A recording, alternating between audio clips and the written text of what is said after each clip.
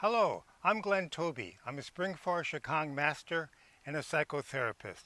The focus of this 5-minute talk is on the art of coming home, with a particular focus on heart snatching. So back in 1956, there was a movie produced, a horror movie. It was called The Invasion of the Body Snatchers.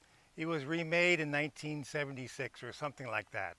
But what it was about these pods coming from outer space, and they land in Earth, and these pods would come out, and they'd have human duplicates. And so each pod would become a human. One would look like me, or one would look like somebody else. So the horror, eventually in the movie, it was taking over the town by these human duplicates who had emotional imposters.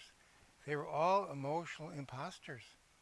Now, these are lupine pods, so not to get worried, but you never know whether I'm a duplicate or I'm real, other than not wanting to be an emotional imposter. So one of the arts of coming home is kind of coming back, snatching your heart. So the invasion of the heart snatchers becomes a way to connect with lots of people. Now, forgiveness is one part of this. One of the emotional imposter parts for yourself might be not able to forgive yourself, not able to forgive maybe the things you've done or thought about. That moves you into being like an imposter because this is who you are. So all you need to do is what? I forgive myself. I've done the best I could. Become real. Become connected to yourself. And the other task of or art of becoming a heart snatcher is to learn how to forgive other people. That's the harder part because you get entangled in their behavior. So this, what I may say, may be difficult to accept right off the start, but in one sense, not to try to forgive the other person.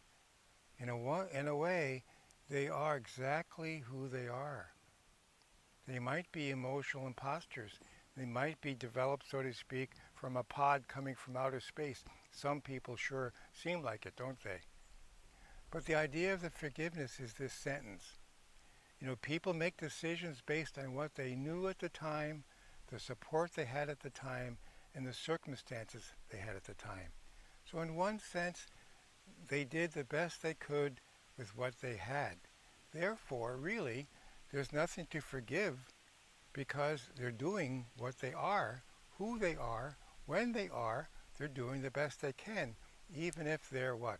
Emotional imposters. Tough to get to, tough to connect with. One of the difficulties is what? Your own emotional imposterness. So in your own emotional imposter, getting entangled with someone else's emotional imposter, ooh, trouble. This is called human life, by the way, so, you know.